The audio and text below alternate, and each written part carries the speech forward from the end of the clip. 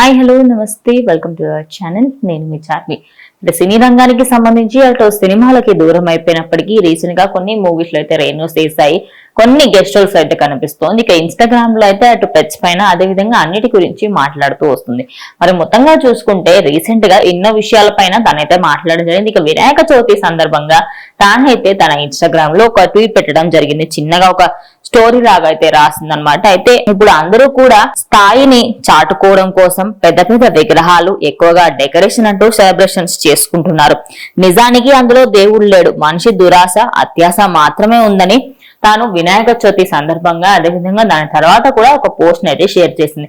ఇక అందరూ కూడా తను మాట్లాడిన మాటకి సంబంధించి కొంతమంది విమర్శించినప్పటికీ ఎంతో మంది దానికైతే సపోర్ట్ చేస్తూ ఉన్నారు. ఎందుకంటే వినాయకుడిని మనం ఎలా అయినా పూజించుకోవచ్చు అనేది కొంతమంది వాదన అయితే, వినాయకుడిని వినాయకుడిలాగానే పూజించాలని, ఆయనకంటూ ఓ ఆకారం ఉందని ఇంకొంతమంది వాదన. ఇలా హిందువుల్లోనే చాలా మంది అటు అగెనిస్ట్ అటు సపోర్ట్ చేస్తున్న వాళ్ళు కూడా ఎంతో మంది ఉన్నారు. ఇక వింత వింత రకాల వినాయకులను అయితే పెడుతూ వస్తారు. కేజీఎఫ్ ల హీరోగా, అదే విధంగా బాహుబలి హీరోగా, అటు RRR మూవీలో రామ్ చరణ్ హీరోగా ఉన్న దాంట్లాగా, అదే విధంగా ఇలా ఎన్నో పుష్ప మూవీలోని సాంగ్ లాగా ఇలా చెప్పుకుంటూ పోతే ఎన్నో వాటికి సంబంధించి అయితే వీటికి సంబంధించిన ఫొటోస్ పెట్టడంతో, అదే విధంగా విగ్రహాలని అలా పెట్టడంతో ఆ ఫొటోస్ ని కూడా షేర్ చేస్తూ రేణు దేశాయ్ చెప్పిన మాటలు అయితే ప్రజెంట్ సోషల్ మీడియాలో ట్రెండింగ్ గా మారాయి అనుకోవచ్చు.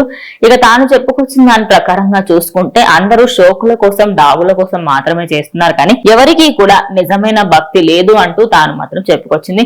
వినాయకుడు ఎలా పూజించినా స్వీకరిస్తారు కాబట్టి మట్టి విగ్రహంతోనైనా, అదే విధంగా ఇంట్లో పిండితో చేసినా, పసుపుతో చేసినా స్వీకరిస్తారు కాబట్టి మీకు తోచినంత చెయ్యండి, ఏదో ఆడంబరంగా చెయ్యాలని చెప్పేసి చేయకండి అంటూ తానైతే చెప్పుకొచ్చింది.